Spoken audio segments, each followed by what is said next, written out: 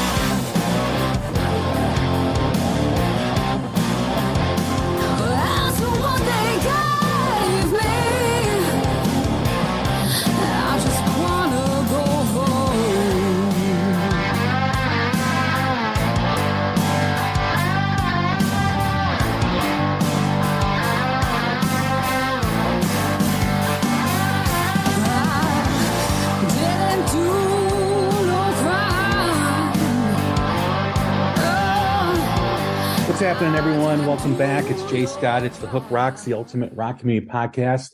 Appreciate you coming by and tuning in and giving us a listen. Don't forget to write us a review when you get a chance and hit the follow, like, or whatever button on whatever podcast platform you're listening to. We are part of the Pantheon Podcast Network, so check out them at pantheonpodcast.com and all social media. Instagram, Twitter, Facebook at Pantheon Pods, as well as the Hook Rocks on Instagram, Twitter, and Facebook at the Hook Rocks. And you can check out all the episodes we've done recently. We just did our Phil Lewis interview of LA Guns. We had Matt Wake talking the new LA Guns album with a review episode, as well as our first quarter of 2023 album review. We also had Metadead and Josh Kennedy from the Black Moods, as well as Jared James Nichols and Tuck Smith, talking about their upcoming tour. So that's really exciting to have. And those guys were great. Really fun conversation. Tuck really adds a fun element to any conversation. So check that out when you get a chance. And we are approaching our 500th episode and 4-year anniversary in the next couple months. So be on the lookout for some news and some content that we'll be doing for that as well. Can't believe it's been that long. Can't believe we've done that many episodes, but we do enjoy talking music. And what started out as a hobby has now become a little bit bigger than I initially anticipated, but that's fine. That's great. That's awesome. And one of the guests, or the guest that we're having on today, is a guest that I think this is their 4th time they've been on the show. They've got a new album out called The 4th Album. That's kind of weird. The 4th visit on the 4th album. So, and coming up on 4 years. That's I think I should go play an instant lotto ticket at the at the gas station after this. But nevertheless, it's one of my favorite bands, and it's a band from the Midwest, from Wisconsin. That band is Bourbon House, and the guests are Jason and Lacey. What's happening? How are you? Hi, Jay. We're doing great. Congratulations on 500 episodes. That's great. It's coming. It's coming. I can't believe, I'm like, geez, I've sat in front of this computer how many times and done this? So I'm at the point where I can remember people who I've had on, but I can't remember what I talked about. So yeah, that's fine. The new album, the fourth album, came out at the end of March. Kind of surprised me. I didn't anticipate you guys. I know we talked at the Miramar show in Milwaukee when you guys were opening for Jared James Nichols. You said it was going to be coming out soon. I didn't know it was going to be that soon, and pleasant surprise. And a lot of the songs that are on there have been the singles that you've been releasing over the last 6 months or so, but there's a lot more in there too as well. Happy to see more material coming out of the album Into the Red. Where was the direction you guys wanted to go with this? You can answer that. I think we just wanted to keep doing what we were doing, because with Into the Red, we really figured out who we were and what kind of album we wanted to make. And I think that was the first album where everything was balanced properly. Mm-hmm. You know, in terms of content, you know, we had a couple of slower songs, a couple of ballads, a couple of sad songs, and then we got the blues rock, and everything was in there. It was kind of storyboarded very well, and we thought we should just keep making albums like that without repeating ourselves. So yeah, keep them dynamic, I guess. We're always trying to write a dynamic album, and so we were like, when we're writing right now for the fifth one, we're always like, okay, what do we already have, you know, enough of or too much of? Like, we don't want an entire album of just blues rock fun songs, you know. We want to put shit in there that's more dynamic. So that's kind of how we approach all of the albums. The difference is that you guys have kind of seem to have settled on the band, right? I know there was a lot of interchange in between, you know, the drummer and bass player for. Oh God, we have not settled, Jay. Oh, we haven't settled. So what's the news with that? I didn't hear anything. Yeah, it's because we've kind of stopped talking about it, I would say. We're just like, it's basically a rock. Bourbon House is basically a rock duo. Yeah. It's always been that way. We've tried to present ourselves as a 4-piece band where each member is contributing equally or cares equally, but that's never been the case. It's always just been the two of us. Mm-hmm. We've always wanted to include people, and we always kind of wanted a 4-piece band where everybody was, you know, doing their part. So we've allowed ourselves to be charmed a lot, and now we're kind of just like, no, just rhythm for hire is what we're doing at this point. Yeah, I imagine that's probably the path of least resistance. I mean, you know, it is difficult to maintain a band. It's very difficult. I mean, we've just heard news of, like, probably I can think of off the top of my head a handful of bands since the fall that have changed members, significant members, singers, guitar players. It's just indicative of what the industry is right now. And, and it's not, you know, people make the assumption that people may be difficult, and it's more or less about, like you said, it's a different animal right now. You have to be on the road in order to build an audience. You can't sit back and play on social media and connect them. You have to do that. Don't get me wrong, but you really got to get in front of people. And if someone's really not invested emotionally in that and understands that there is a grind that you have to do, and there's going to be days where you just want to be home in your comfy bed. But if you truly want to do this, you got to get out there and sacrifice. You got to get out there and do the grind. It's hard to find people that are really willing to do that. Yeah, absolutely. Yeah, the pay is not there anymore. You know, a band used to go out on the road and they could kind of make a living Yeah. from day to day, from show to show. But now that's not the case. So now if you go out on the road, you might have to quit your job and then go tour for free. Nobody's willing to do that, and I don't blame them.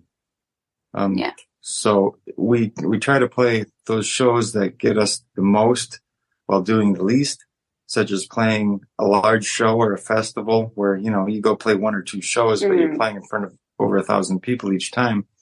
That's better than going from dive bar to dive bar all across the fruited plain. You're never going to get anywhere doing that. That's kind of where we're at right now with touring. We're not going to really grind it out necessarily on the road anymore. That's not the idea for us. But just for the venues, you know, that we're playing at, we are just going for quality over quantity, I guess, if that makes sense. If there's like a great tour opportunity that comes up, that makes sense. But to go out as headlining just like small clubs with the gas prices the way they are, with the attendance the way it is, it's just... The clubs don't want to pay more than $200 if you show up. I mean, I'm not driving to Pittsburgh for $200. Yeah. You know? Yeah. I've had 4 guests, 2 different shows in the last month. Like I mentioned at the beginning, I had Metadead and Josh Kennedy, Dead Deads, and the Black Moods touring together, and Jared James Nichols and Tuck Smith touring together. And they mentioned like, sharing costs, like making it as efficient as possible. You know, one van, trying to use the same, you know, stage help that, you know, each band, you know, can use. And it seemed to has worked in that mode where you're trying to like, not cut costs, but keep your costs to a bare minimum, and having, you know, the same drum set for both bands, you know, all that kind of stuff. And it seems to work. I guess the biggest problem that Tuck talked about in the interview was there's 5 to 7 holds on venues now for bands because everybody's out there at the same time. So it's hard to find venues to go and tour. And like you said, Jason, if you're going to go to Pittsburgh for $200, you not just want to go to Pittsburgh, you want to hit a few different places in that market so you can maximize your expense and your costs. And that's difficult to do because A, there's not a lot of clubs left after the pandemic. And 2, there's a lot of bands out there touring where it's just hard right now. Are you seeing the same things?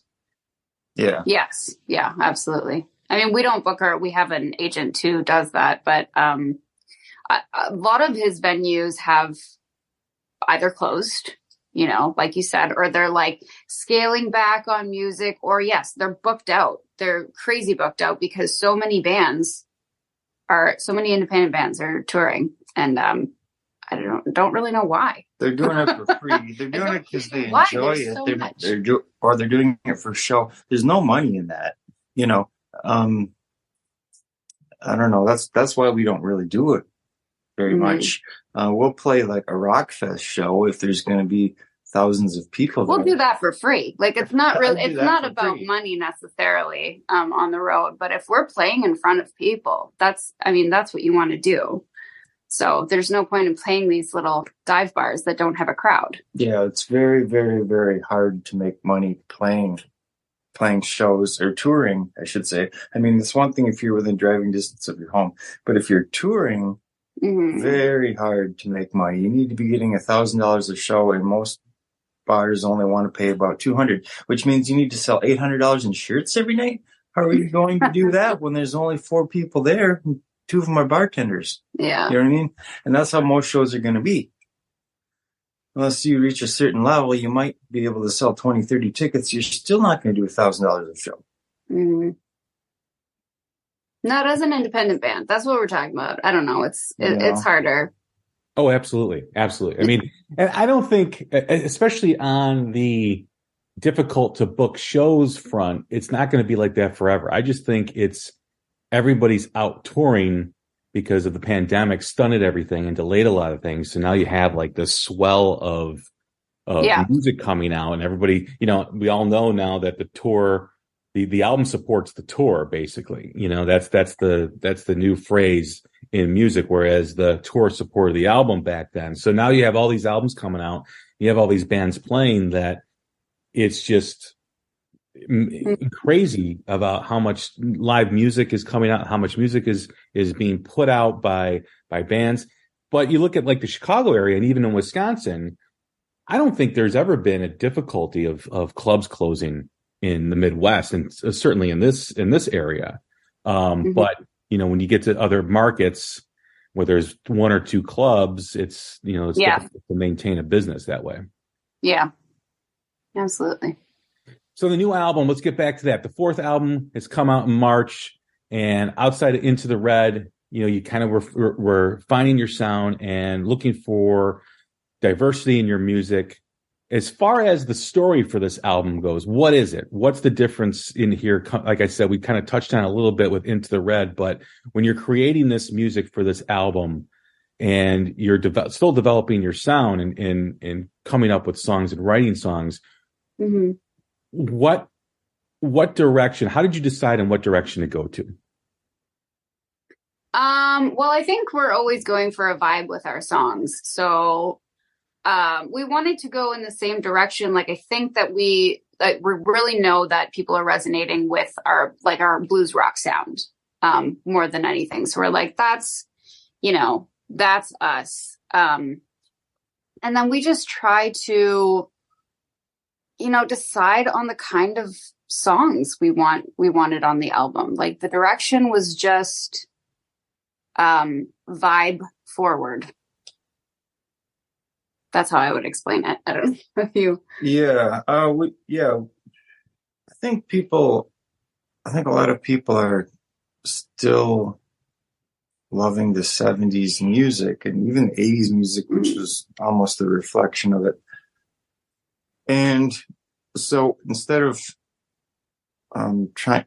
blending in with the modern rock, we try to have a retro sound, and a lot of times it's just something like, let's write a song like Slow Ride, or if we ever tried to write a song like Space Truckin', you know what I mean? Let's try to write a song like White Rabbit or whatever. We hear a song, we're like, man, I love this song. I know millions of people love this song, but nobody's making music like this anymore. We should do that. That's kind of how songs originate. Yeah. And you're also telling a story. I'm sorry to interrupt, but you're also telling a story in your songs too. You mentioned storyboard at the beginning of the conversation, and your songs are very reflective of that inside the lyrics and the way the approach is. Yeah. Yeah, we do like to tell stories. We're storytellers. We write stuff. Well, it's a different. I mean, there's songs that are written with lyrically, and then there's stories within a song. And it seems like the image has always been very important to you guys. The imagery of what you're singing about and what you're playing about. How do you determine that storyboard, that imagery when you're writing? Is that part of the writing process of the vision of it, or does that follow the lyrics? Yeah, sometimes, if we're going to write something like, we'll just use like High Road Gypsy, for example. We were going for obviously like a 70s kind of hippie, on the road thing when we were writing the song. We already have the imagery kind of in our head. And it always seems to work out when we send the song to our director. She's almost always thinking the exact same thing. Like, she's like, this is the vibe I'm getting. We're like, great. That's what we wrote it for. So yeah. Yeah. The music video director. Yeah. We don't really storyboard the album in the sense of like, what is this album about? Or it's song by song. What kind of story are we going to tell? Each song can tell its own story, and we've never really tried to have any cohesive message, like a concept album. Although we picked that around. Yeah, we thought about it for a short time, and we almost kind of did it with the fourth album, where the songs are about being on the run and doing bad things and getting into trouble and maybe being less than an honorable citizen. It has sort of an outlaw theme to it. We thought about trying to work that in, but it couldn't really be done because there are a few songs on there that just don't. They're too happy. Yeah, they're too upbeat and too happy. But what I mean by storyboarding is what kind of song is this? What kind of song is that? So we got a Zeppelin sounding song. We got a Janis sounding song. Let's write a song that's kind of like a Sam Cooke, Otis Redding song. So we did that with Blue Magic. That's what we do. We'll put 10 blanks on a piece of paper and say, we need 4 blues rock songs. We need 2 experimental songs, 2 ballads, a couple of sad songs, and then like a weird experimental song that we've never done before. So we make sure that each one of those requirements is met. And then once they are, those are the songs that go on the album. Because our biggest fear is having 10 songs that all kind of sound the same, or they're the same genre. They all have the same feel to them. I mean, I'm sick of that. By the 3rd song in, I'm like looking for the next album I want to listen to because every song is the same. Yeah. And that's what almost everyone is doing right now. And we're trying to avoid that. So that's why we make sure, like, okay, no more than 4 blues rock songs on the album. Then do a couple ballads, have a couple acoustic songs, do a couple songs with a slide guitar and open G. We try to make sure every album has a couple things like that so that it's a very diverse and dynamic album. You mentioned the theme, people doing bad things, kind of an outlaw type of theme to the record. How does that come to be? How does that develop? Is that something going into the creative process that you're aware of and kind of the direction you want to go, or does it just happen? The common theme just keeps coming up throughout the songs you're writing? Yeah, I would say it kind of just happens. A lot of times the lyrics come from the music. So, if he's writing stuff that sounds dark and outlaw-y, I'm going to tend to write lyrics that go with that vibe. So that's just kind of how it works. Yeah. And I think it does go back to our roots as fiction writers. So we were trained to tell, when you write a story or a novel, it needs to be an extraordinary story. Yeah, it can't be boring. It can't be something that happens to everyday people and everyday events. It needs to be something very unusual or dynamic or dramatic. Yeah. Otherwise you don't have a story worth telling. Yeah. And so, like a lot of songs these days are just about relationship problems and we broke up and it didn't work out and I'm mad at you. And it's just stupid, insecure, like middle school kind of drama that I don't care about. We're Taylor Swift, man. Yeah. So when we write a song, we think, okay, what's the story here? We need to tell an interesting story and it needs to be good. That's how we used to think when we'd start writing an actual novel. And we kind of still think that way when we're working on lyrics. Yeah. I mean, we're readers too. So we read a lot and we used to write a lot. So it all just kind of blends into our songwriting as well. Mm-hmm. How much of having that background, because I love writing and reading fiction too. It's been a while since I've written, but I think what's so important about, of course, writing is description and really detailing what's happening. How does that interject into your songwriting? Right. So that, that's the hard part. Obviously, you're condensing. You have to leave out a lot of details when you're writing a song. So yeah, it's more like poetry, I would say, which I never really got into.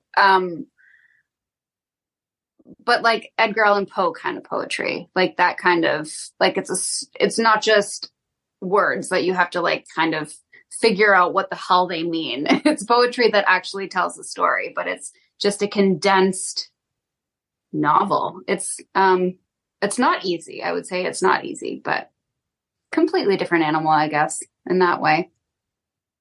It's also choosing the right word. And I imagine that's also very similar in music, choosing the right word to put in the lyric in the song.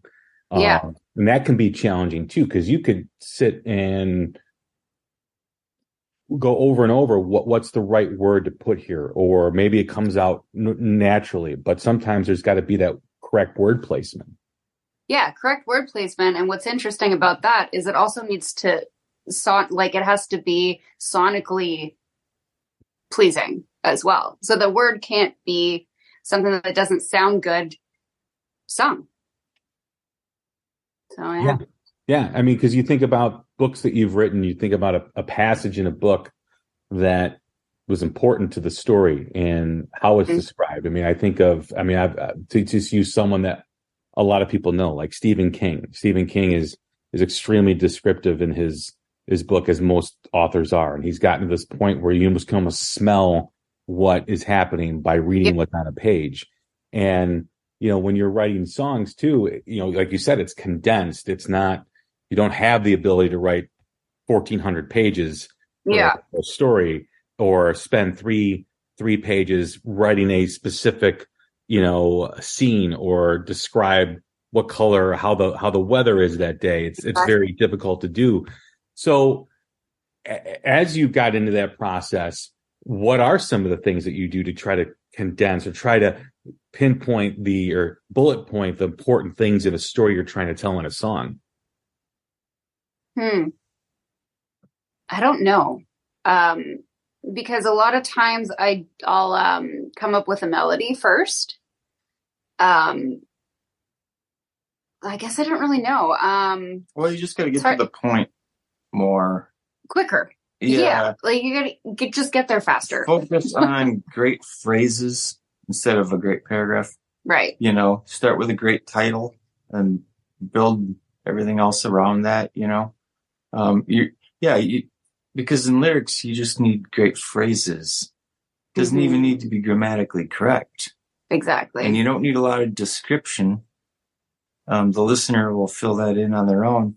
You just need great phrases that kind of evoke an emotion or an image. And then, of course, you get to use repetition in lyrics. Yeah. You don't want to do that in fiction.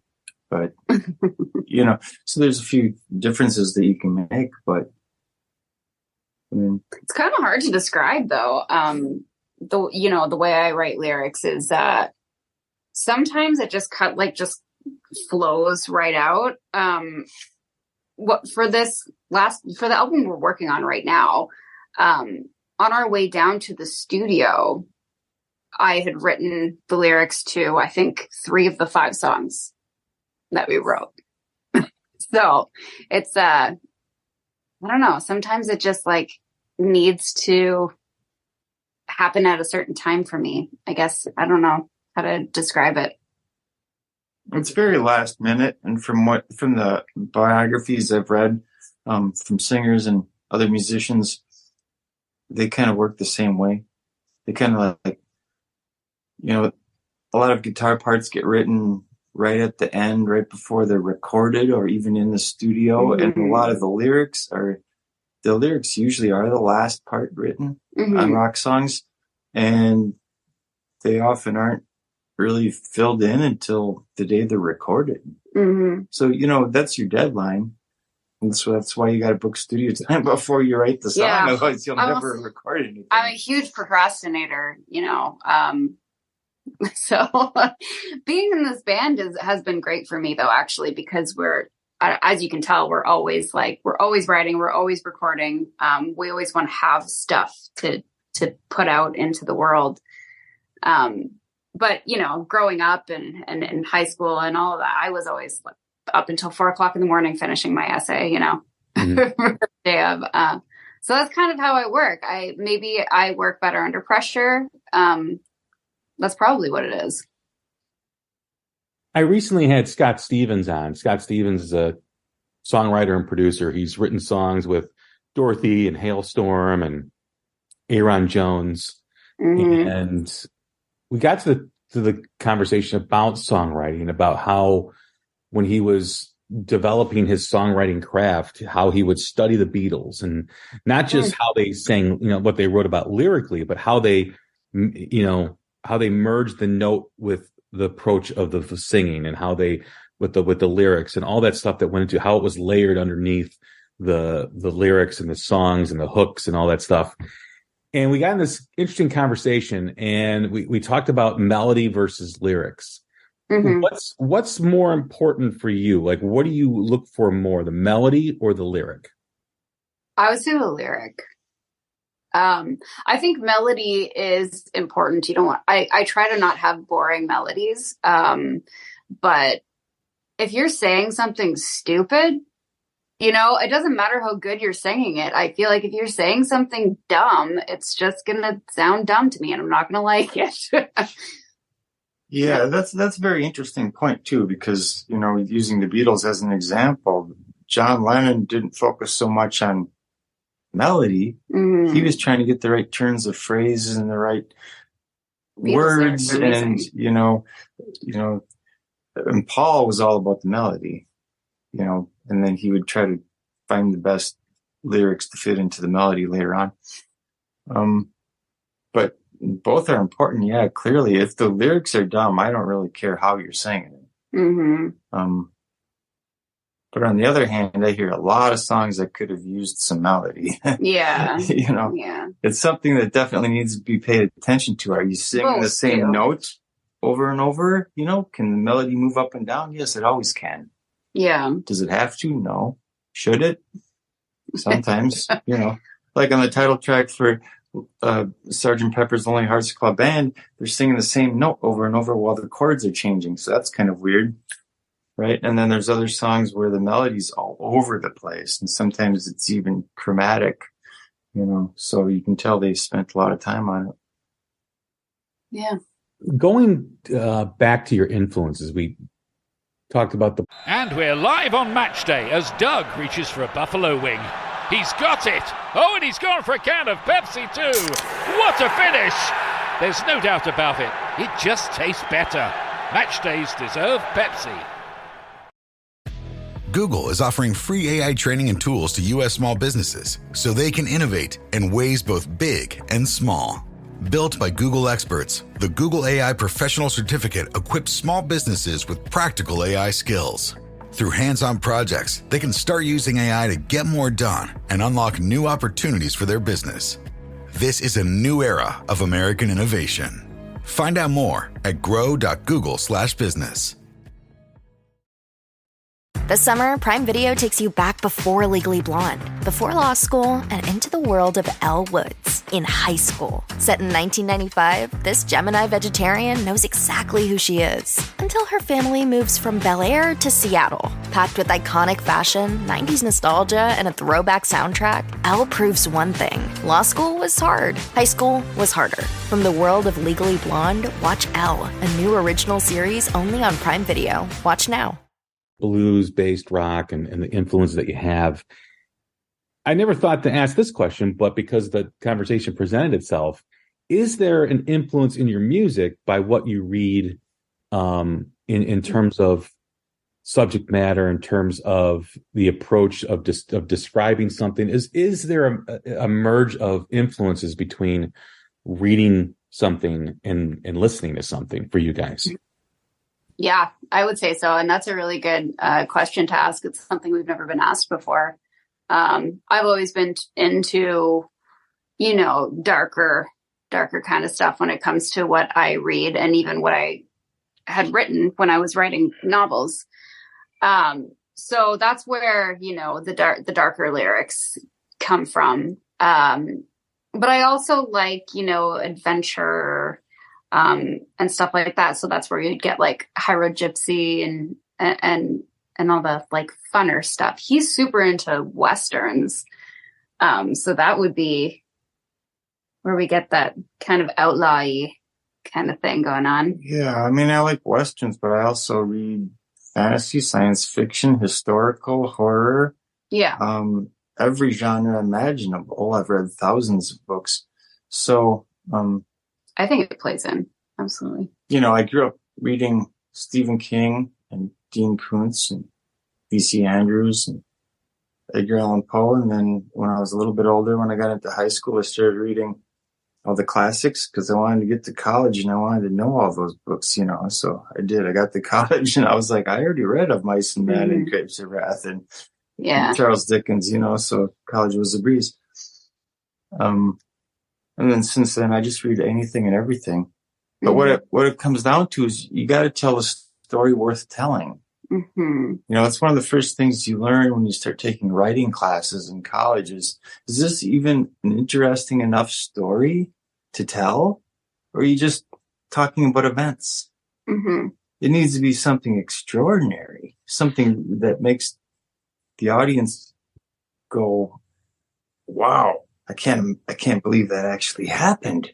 The reader almost has to suspend their belief and choose to believe that it happened, even though it's very unlikely that it happened.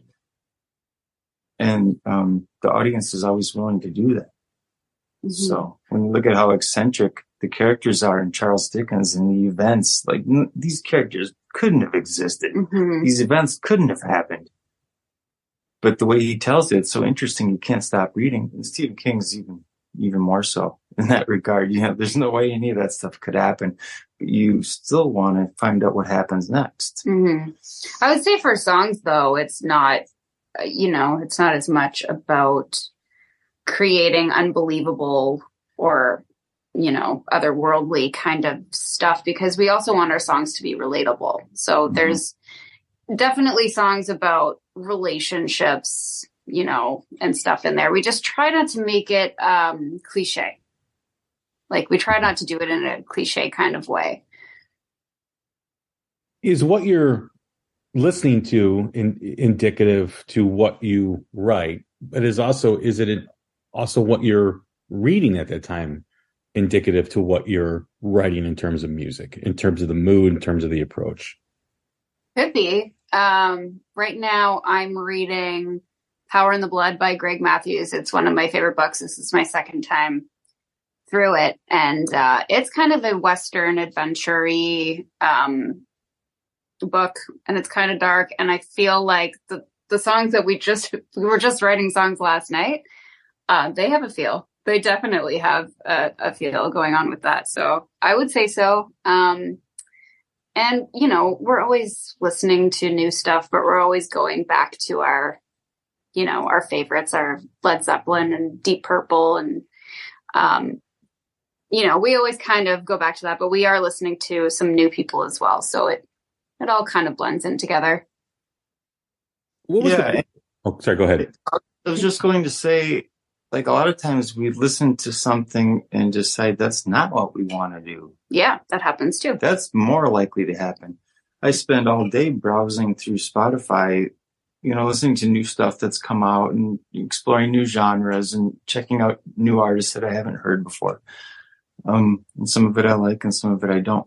But more often than not, I think, well, that's something that I would never do, or that's yeah. That's a genre that sets you apart, though. It's a genre that I wouldn't want to write and record in, or it's a sound that I don't like and I would want to avoid or whatever. So I guess it goes both ways. It helps you determine who you want to be, what you want to sound like. Yeah. What was the biggest challenge during this session with these songs that you're creating? For the fourth album? Yeah. The biggest challenge, and I think it's still the biggest challenge, is not repeating ourselves and not just relying on all of our old tricks and just trying to push you beyond the boundaries of what we're used to, what we've become, better at. Just trying to not repeat ourselves is always the biggest challenge for me. Yeah, that's what it is for me too. Last night we were working on 2 new songs, and I'll come up with a guitar part and Lacey's working on the lyrics and melody over it. And she'll say something like, okay, but you're not going to leave that guitar part. exactly like that, right? And I'm like, no, I'm going to fix it so it doesn't sound like something I've already recorded. Yeah. We hold ourselves, we hold each other accountable. I'll try to make it unique so it sounds like a new song and not a song from the second or third or fourth album. Yeah. You know, like that's Billy Joel has a famous quote about that too, is about how songwriting gets harder and harder over the years because you need to come up with stuff that's just as good or better, but different. So that is difficult. I can only imagine, you know? Yeah. You asked us on that podcast episode that you did with All Things Blues and Southern Rock. I think it was you. I don't know if it was you or Jason, but you were like, "What are they putting in their soup? Or what are they putting in their stew?" It's this. It's the accountability, and we're very judgmental of ourselves. Yeah, that's what it is. The songwriting process is not always a very good time. Because we're very nitpicky on each other. Like, you sing something similar to that in a different song. Well, yeah, we've written 50 songs. I only have so many tricks in my bag of tricks. You know what I mean?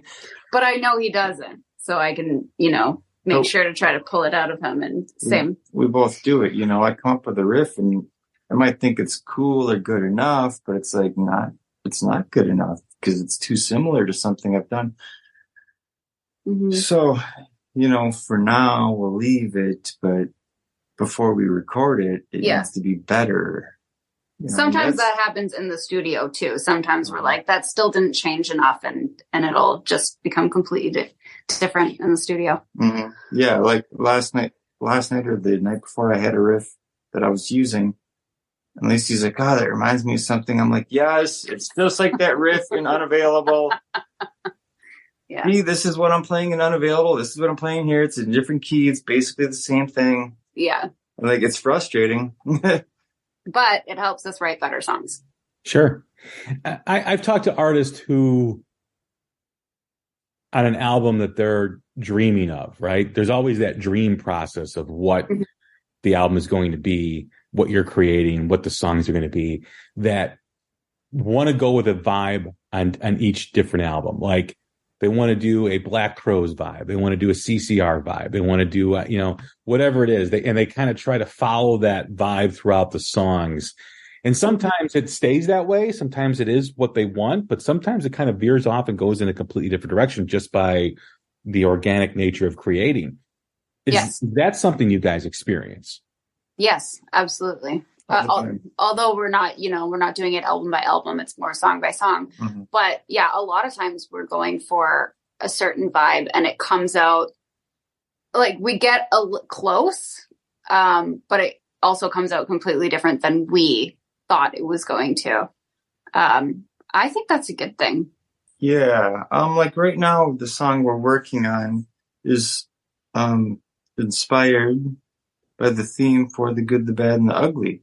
We're like, let's write kind of like a Western, spaghetti Western, like kind a of desert Western kind of creepy song like that. It'd be awesome. There's not really any vocal in that song. But we could figure out a way to get some lyrics in there. So that's what inspired us to begin writing this song, but then we kind of forget about that as we're working on it. Yes, it becomes a Bourbon House song.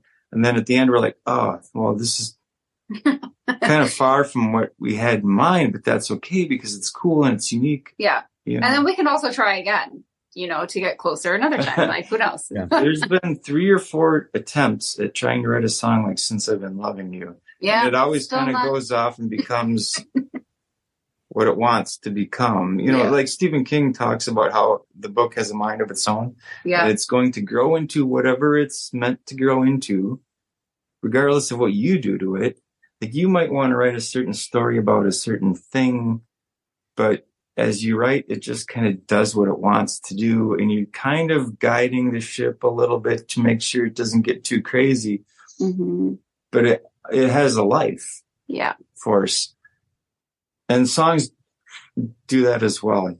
Like we bring the seed to the table and throw some water on it, but the song is going to grow into whatever it wants. That was so writery of you. And that was writery of me, wasn't it? Is it important to have a level of discomfort when you're creating and recording, in that it creates tension, which helps you create more differently? Mm-hmm. Yeah. I don't know if I would say it's necessarily important to have. I feel like ideally not having tension would be great. But having that, I don't know. You must be the Beatles. Like, I don't know who doesn't have tension when they're writing and trying to create something that they give a shit about, you know? Like, if you really care about something and you want it to be the best, there's going to be some awkward moments, awkward conversations. Yeah, it's going to be tense. I think there's always tension. The tension could be between the songwriters. If they're both in the room working on the song together, Mm-hmm. might not like each other very much. And a lot of collaborators have been like that. Just look at Journey. And even Lennon and McCartney at certain times toward the end, when they're like couldn't stand each other for a while. You know, it's okay to have that tension, or just life tension. You know, maybe you're stressed out about something else and you don't want to like come to the session complaining about it, but it still works its way into the lyrics or into the guitar riff, which is a little more aggressive than it would have been. Yeah, there's always it's the blues, you know. Yeah. It's like these blues singers, they're always, you know, they always had tension and they were experiencing oppression and hardships that they brought to the music. And I think songwriters today do the same thing. Yeah. I think as long as you have respect for each other, you know, then that tension shouldn't matter, and it should be a good thing. You should be able to use it in a good way. And that might be why the first album is the best album for a lot of bands, because that was the album they wrote when they were broke. Yeah. And they're desperate, right? That's when they had the most emotion going into the songs. And then later on, things get pretty comfortable and you're like, it's time to record another album, you know? Yeah. You know, what do we write about? I don't know. I got everything I want, you know? As far as tension, sometimes that tension's created by who's in the room with you, you know, a producer or whoever's in that room helping you make the record. Yeah. Is it important for you to have people you know, where you know their perspective, or is it important to get a different perspective from each album or each thing you're creating? I like having both. So when we're writing songs, it's me and Jason in the room. We don't really take it to anybody else, whoever is doing our rhythm. We don't take it to them until we have like basically the song is written at that point. And now you're doing your drum part, you know. Where was I going? What was the question again? Is it important for you to have people in the room you're comfortable with, or people that you have a different perspective that kind of maybe creates a little bit of tension? Yeah. I don't like having tension in the room other than with my co-songwriter. I don't mind that kind of tension because I can kind of feel the songwriting process, but especially when we are rehearsing the song with the band or even recording the song, I don't really want any tension coming from those people. That's not a good time to have tension. That's for sure. In the recording studio, it should be pretty not tense. Mm-hmm. Yeah, I don't want the engineer telling us the song's not good enough or you should rewrite the lyrics or maybe you should rearrange the entire song. No, maybe you should just record it. How about that? You know, there's been a few exceptions where the engineers had really good ideas that we've used. I'm not saying like, you know, that like we're not receptive to ideas. We are. No, we are. And we want to hear them. If somebody has an idea, I don't care who you are, I'd like to hear what it is. But I don't really want tension or conflict or friction about it. Like I don't want someone coming in saying, I'm going to show you guys how to make your songs good. Mm-hmm. I think the songs are pretty good when we bring them in.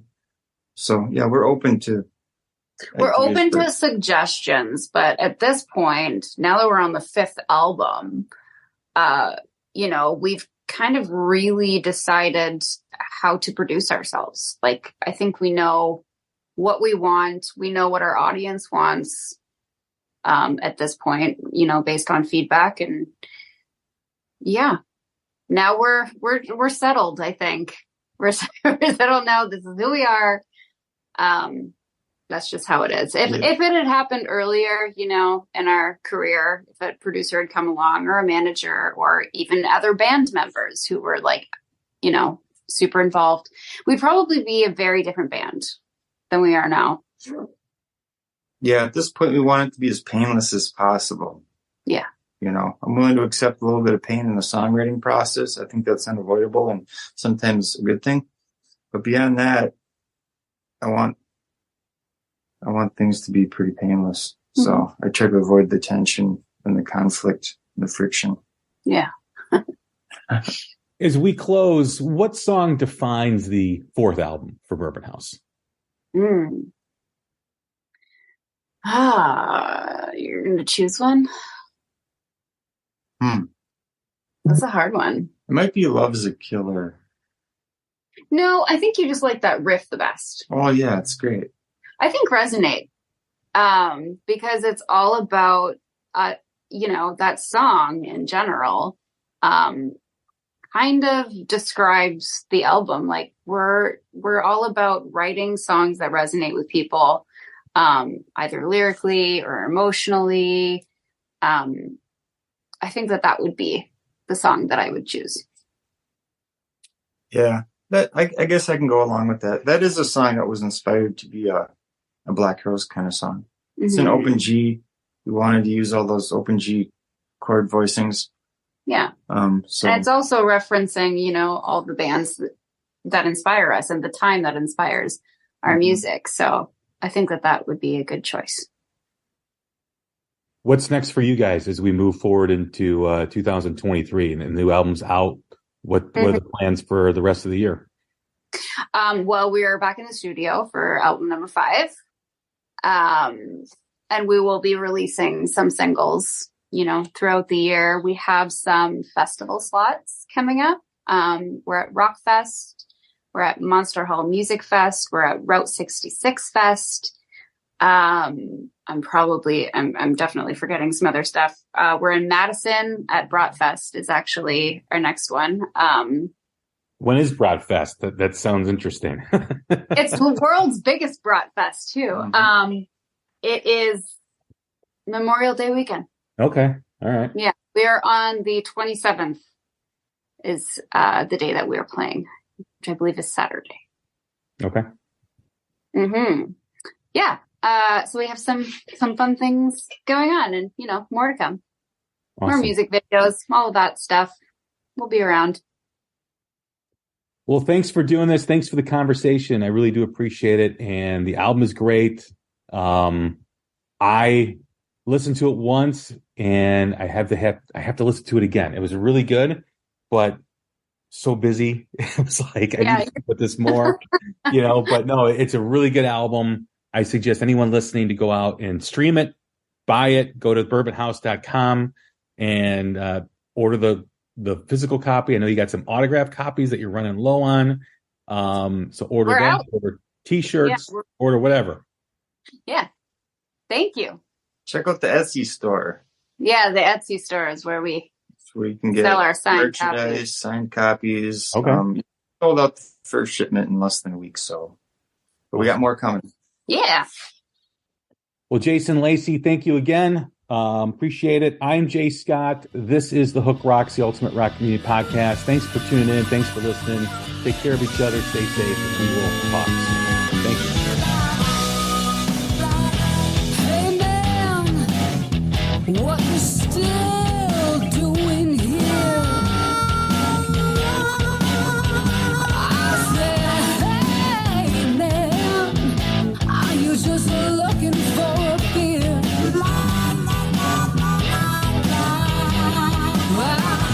Ain't got nothing to give you. If I did, it slip through your hands so clear.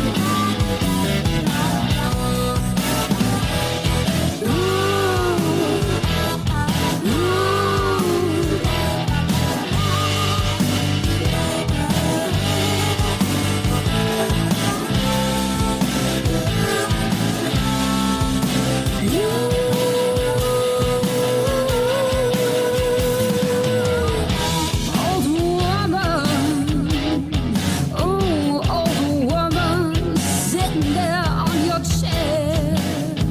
I just wanna make it nice for you, old woman. But you wanna... This summer at Wolf Trap, Sting, Trombone Shorty, Lauren Daigle, Harry Connick Jr., Young the Giant, A.R. Rahman, Sarah McLachlan, and many more. Tickets on sale now at wolftrap.org.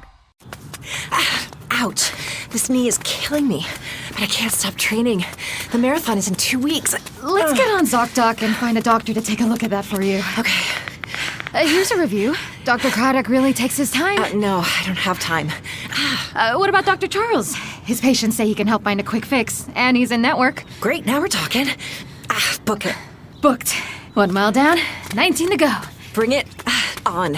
You've got options. Download the ZocDoc app today. Hey, it's Ryan Reynolds here from Mint Mobile. Now, I was looking for fun ways to tell you that Mint's offer of unlimited premium wireless for $15 a month is back. So I thought it would be fun if we made $15 bills. But it turns out that's very illegal. So there goes my big idea for the commercial. Give it a try at mintmobile.com/switch. Upfront payment of $45 for 3 months, $90 for 6 months, or $180 for 12-month plan required. $15 per month equivalent. Taxes and fees extra. Initial plan term only. Greater than 50 gigabytes may slow when network is busy. See terms.